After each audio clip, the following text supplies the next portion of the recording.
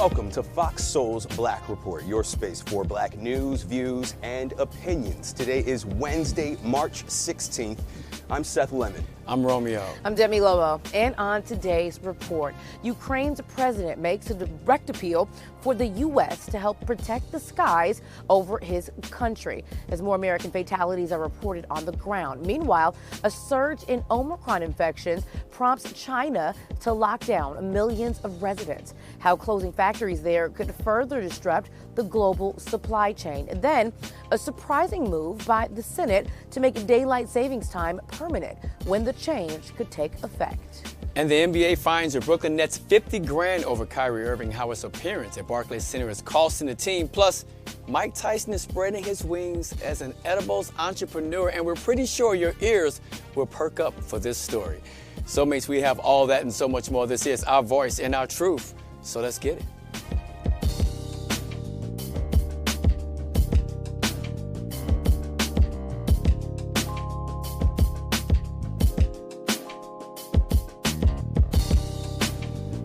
We begin with breaking news on the war in Ukraine. President Biden today firmly describing Vladimir Putin as a war criminal after the president of Ukraine, Volodymyr Zelensky, made a historic address to Congress this morning. During a 10-minute speech, he pleaded for additional assistance, including a no-fly zone over Ukraine, as well as more defense weaponry and planes.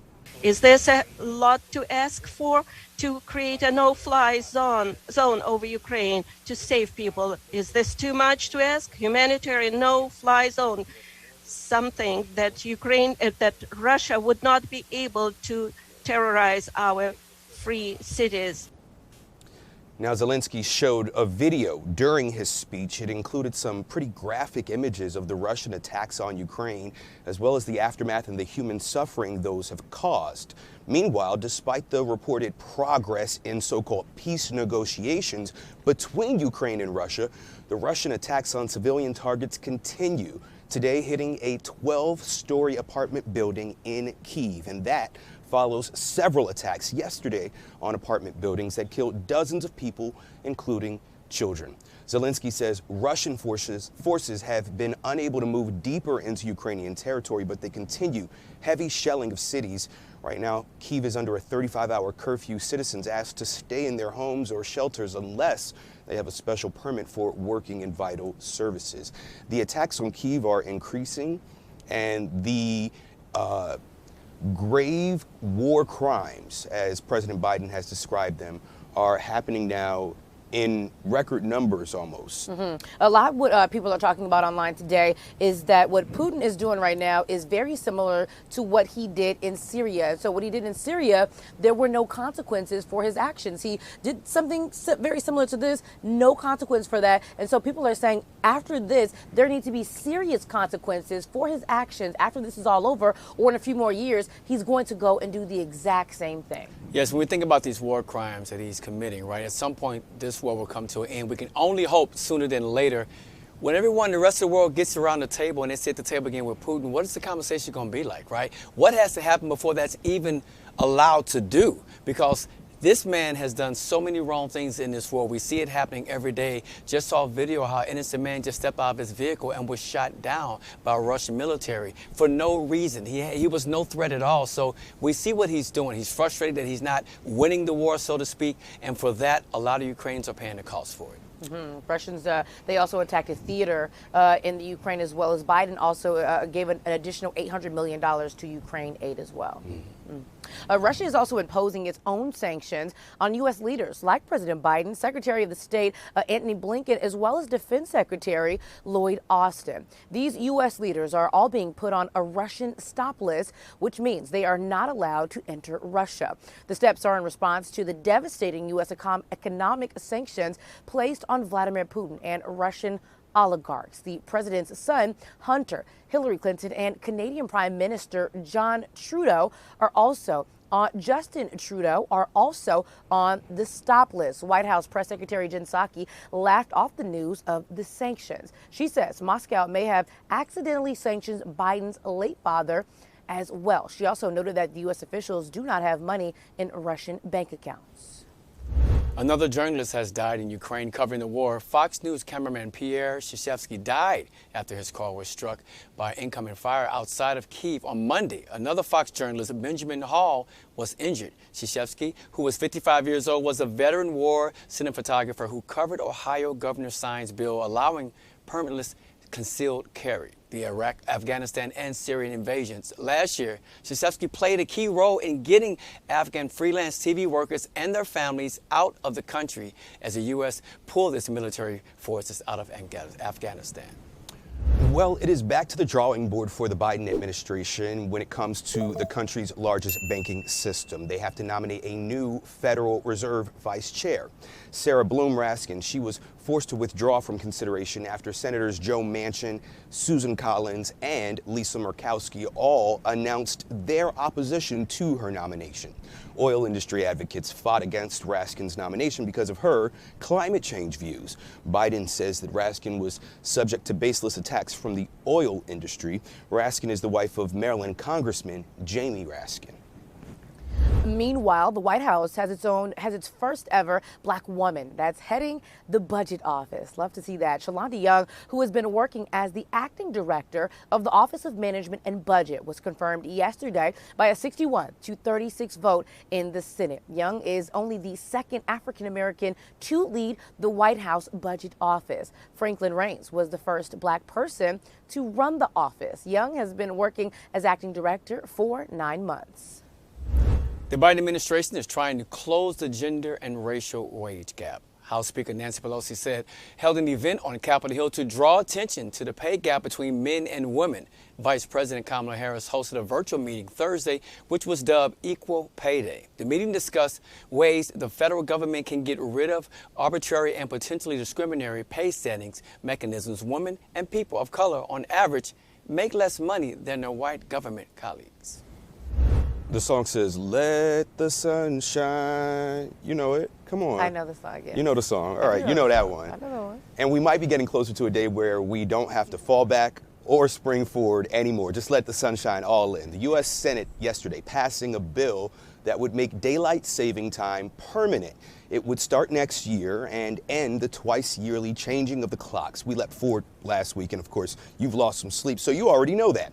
If the bill passes in the House and then gets signed into law, we will have longer afternoons all the time. The Sunshine Protection Act, it got unanimous support, which rarely happens in Washington. And now the bill has to be approved by the House before Biden can sign it into law. So far, the White House has not signaled if the president agrees with the idea. It's up to the House of Representatives to decide if a federal rule requiring face masks on a plane, trains, and other public transportation will remain in effect. The Senate Tuesday voted on a resolution to undo the extended mandates. Now, 8 Democrats joined Republicans to pass the measure. Utah's Mitt Romney was the only Republican who didn't vote to reverse the mandate. The bill heads now to the House, and it's unclear if House Speaker Nancy Pelosi will allow a vote on the bill. If you're a legal gun owner in Ohio, getting a permit to carry a concealed weapon is optional now. Governor Mike DeWine signed a law Monday that also eliminated the requirement that concealed weapon carriers notify cops they are carrying a weapon. Gun control and police groups oppose the new law. Democratic lawmakers say the governor is caving to special interests and extremists. African Americans, well, a new poll is confirming that much more needs to be done to improve policing in the United States, confirming what they've been saying for years. Now, this is according to a new Associated Press poll on policing in the U.S.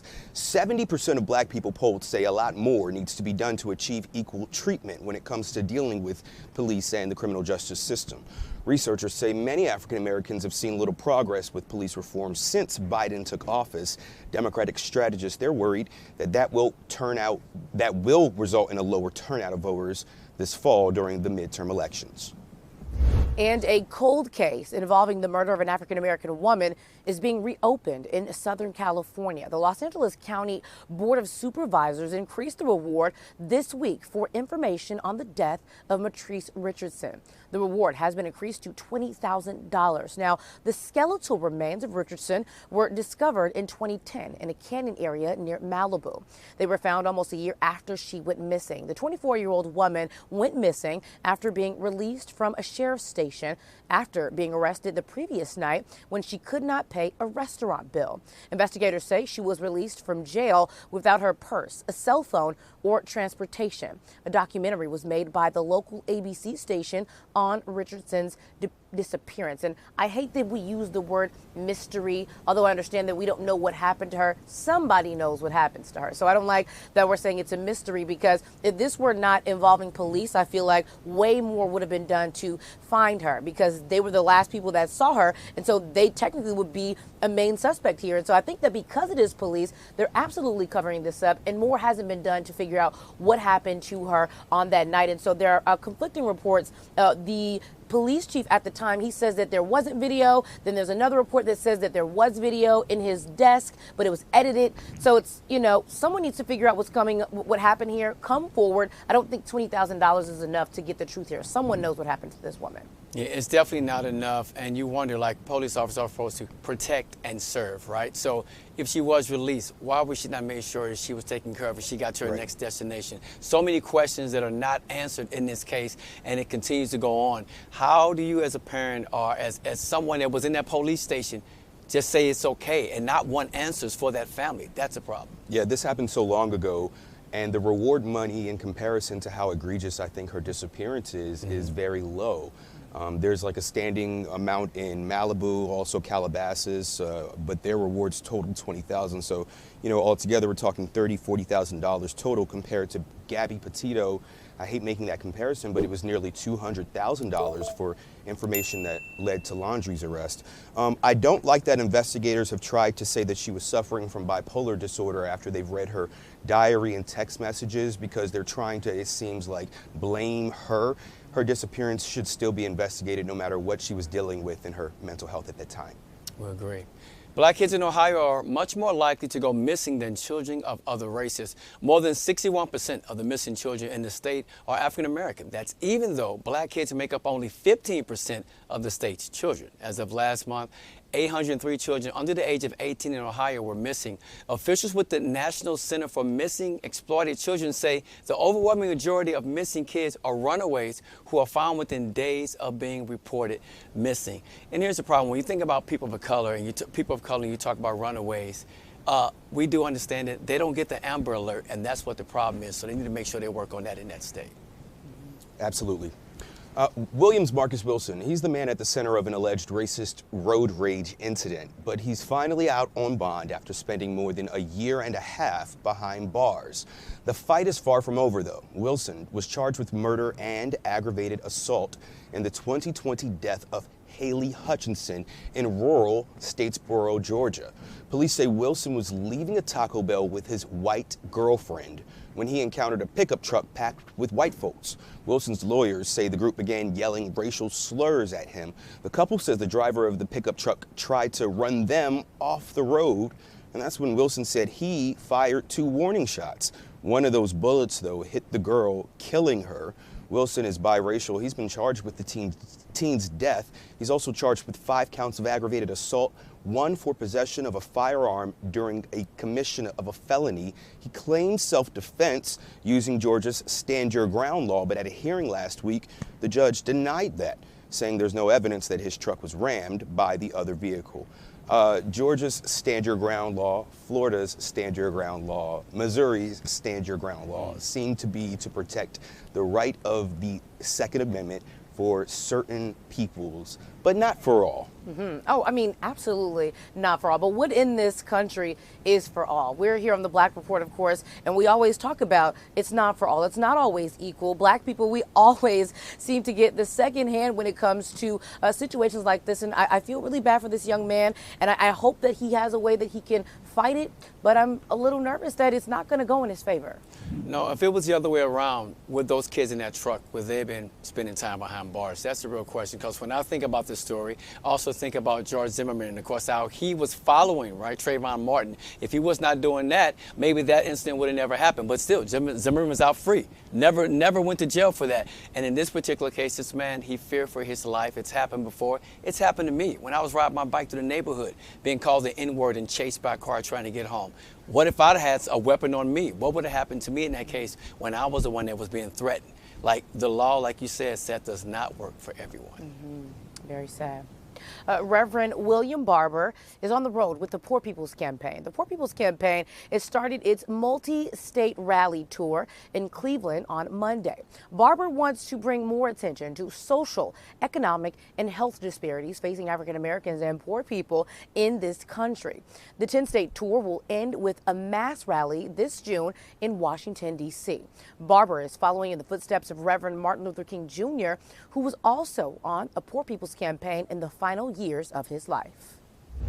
A Louisiana high school student is being charged with assault and a hate crime for hitting a black student with a belt and throwing cotton balls at him. The video went viral last week. In it, you see, right there the video, a white student walk up behind the black student in a crowded lunchroom. He then throws a handful of cotton balls at him, then begins to slap him repeatedly with a belt. The black student then stands up and pushes the student who was hitting him. Now, police arrested the 15-year-old white student and booked him in juvenile detention center. The young man was also charged with simple assault. The black student he attacked is one of only a few African-American kids at the Vanderbilt Catholic School. So you want your kids to go to a better school. They have the opportunity, or maybe it's just a neighborhood you live in where it's not a majority of people of color. And why is this something you have to deal with? I mean, this is such a sad story, but yet it gives them opportunity. I haven't said this in a while, for a teaching moment. That school should come together with the parents and the kids and talk about what happened, why this should not happen, and where did he even get the idea from? That's what bothers me. Where did he get it from? You know, Romeo, that was also my concern here is where did he get this idea from? But also it goes back to it. I know we talk about critical race theory, where it's taught and what grade of school it's taught in. But really, these moments, Romeo, like you say, is a teachable moment because I feel like teaching critical race theory, children learning it at this early age, this would help them know that this is not okay. And so I don't understand why so many people, there's so much pushback to why and where and how critical race theory should be taught. Because if it were taught, the child, I believe, the white child would know things like this are simply not okay. I don't know. I think that even if they knew accurate depictions of history, that there will always be a hatred or a vitriol that some people feel and speak because of race relations. And, you know, this child clearly thought that this was amusing. It was a 15-year-old, so he's a freshman, and very immature, but to throw cotton balls. Funny enough, this is like a repeated thing. This happened at Mizzou, too. They threw cotton balls outside of the student union there. And I remember a photographer at the station when I worked there at Fox 2 in St. Louis said they should just get a sense of humor. Nothing's funny. No, nothing's funny at all. And this is exactly why we have to make sure that we teach our history in full, because black people have a rich part of the tapestry of American history, and this is a small piece that they seem to enjoy taunting us with. Yeah, was he doing this to try to go viral? Is that what it was all about? Yeah. Makes no sense.